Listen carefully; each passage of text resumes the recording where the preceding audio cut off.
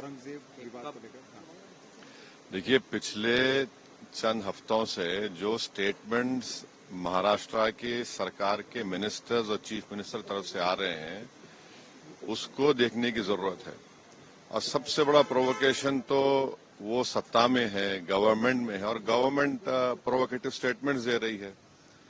और बड़ा अफसोसनाक है, आप देख लीजिए पिछले 4-5 दिन पुराना स्टेटमेंट उठाकर देख लीजिए, तो ये वो खुद प्रोवोकेशन किए और उनको इस बात की अपनी जिम्मेदारी का एहसास भी नहीं है कि वो मंत्री हैं, मुख्यमंत्री हैं।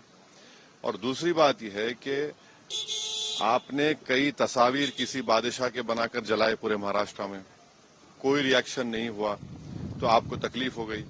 तो आपने क्या किया कि कुरान की जो आयतें हैं, जो वर्सेस हैं कुरान के, जो एक कपड़े पर लिखी जाती हैं, उसको आपने जलाया।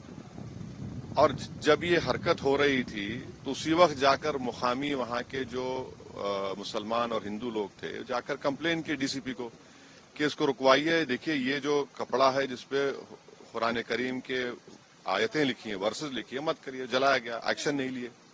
उसके बाद शाम में ये सब चीजें हुई। मैं उसका कंडेम करता हूँ वायलेंस का, मगर इसको टोटल देखिए आप कि जो स्टेटमेंट्स एमिनेट हुए हैं, जो स्टेटमेंट दिए गए हैं मिनिस्टर्स की तरफ से, अभी भी दिए जा रहे हैं। भाई, आप रूल ऑफ लॉ को फॉलो करिए ना।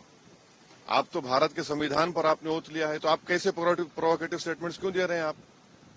भाई, मुझे किसी चीज कोई चीज पसंद नहीं है, आपको कोई चीज पसंद नहीं है, तो कोई भी अपनी नापसंद का इजहार कानून को हाथ में ले करेगा क्या? ये देखने की जरूरत है। तो ये बहुत गलत हो रहा है। सरकार की जिम्मेदारी है, ये सरकार की गलती है, इंटेलिजेंस की फेलियर है। उस जगह जहां से महाराष्ट्र के मुख्यमंत्री आते हैं, और ये जो वायलेंस हुआ है हमारे केंद्रीय मंत्री के घर के करीब है पूरा, ये बड़ी गलत बात हो रही है। अब हो गया। सर, फडणवीस साहब ने कहा है कि ये बहुत रिग्रेटेबल है, बहुत दुख की बात है कि स्टेट एक्सचेकर से औरंगजेब के कब्र की देखभाल करनी पड़ती है। आप सत्ता में हैं, आपके जो आइडियोलॉजी है उसको बाजू रखिए। आपकी आइडियोलॉजी होने चाहिए भारत का कॉन्स्टिट्यूशन और रूल ऑफ लॉ को अपहोल्ड करना।